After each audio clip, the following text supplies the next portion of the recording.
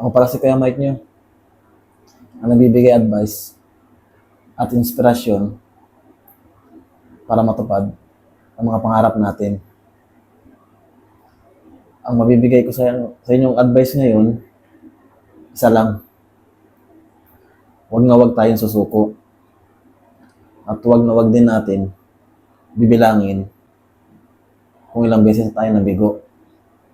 Dahil isang beses lang tayo magtagumpay, sigurado, mawawala lahat ng pagod natin at paghihirap. At masasabi din natin sa sarili natin na proud tayo. Kasi kahit hanggang sa dulo, hindi tayo bumitaw. Yun lang guys. Huwag niyo pang kalimutan mag-subscribe sa aking channel, Kuya Mike.